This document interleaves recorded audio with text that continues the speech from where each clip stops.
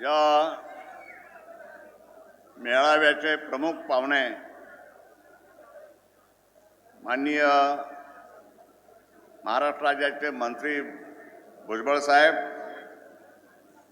धनगर समाजाचे नेते लक्ष्मणराव हाके, प्रकाश शेंडगे, संगीताताई गोपीचंद पडळकर, या ठिकाणी पाहुणे म्हणून आलेले शबीरभाई अन्सारी, विष्णुजी माने आणि आता ज्यांचं आगमन झालं ते मुंडे साहेब आणि सर्व मान्यवर उपस्थित बंधू आणि भगिनींनो, मी भाषण करायला उभा नाही,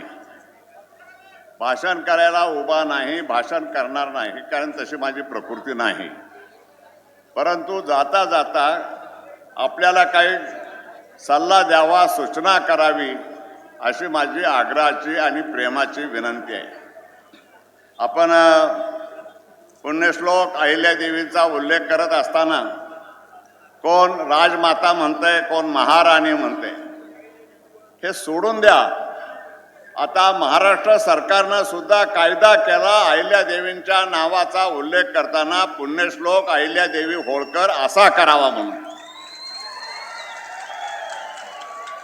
तेव्हा आता यापुढे कुणी राजमाता म्हणेल आणि काय म्हणेल तर त्याला दंड केला जाईल असं मला सांगायचं आहे.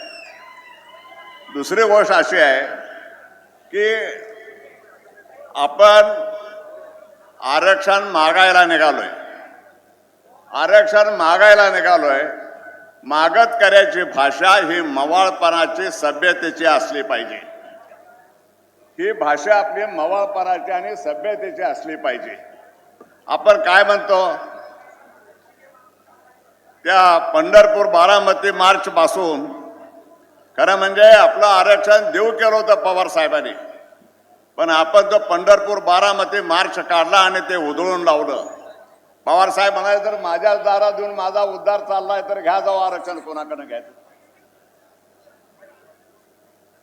तेव्हा वाटेल तसं बडबडून उपयोग नाही. आपण काय म्हणतात, आपली घोषणा आहे आरक्षण आमच्या हक्काचं नाही, कुणाच्या बापाचं. आता आरक्षण जर तुमच्या हक्काचं आहे, कुणाला बाप काढायचं काय कारण आहे का तुम्हाला? जे देणार आहे त्यांचा जर तुम्ही बाप काढणार असाल तर तुम्हाला आरक्षण कोण देणार? कोण म्हणतं देत नाही, घेतल्याशिवाय राहत नाही. एवढा दम आहे का? मग 78 वर्ष का बोंबलत गेली? 78 वर्ष का बोंबलत गेली बिना आरक्षणाची? याचा विचार करा. या सरकारचं करायचं काय घोषणा? या सरकारचं करायचं काय? खाली डोकं वर पाय. जर सरकारचं तुम्ही खाली डोकं वर पाय करणार असा तर आरक्षण कोण देणार? आणि अशा तऱ्हेच्या शिव्या देऊन आरक्षण मिळणार आहे का? म्हणून माझी आपल्याला विनंती आहे की आपण ह्या शिव्या द्यायच्या थांबवा, सभ्यतेची भाषा बोला आणि प्रेमानं, बंधुभावाचा नात्यानं आरक्षण मागा सरकारला. सरकार आरक्षण दिल्याशिवाय राहणार नाही.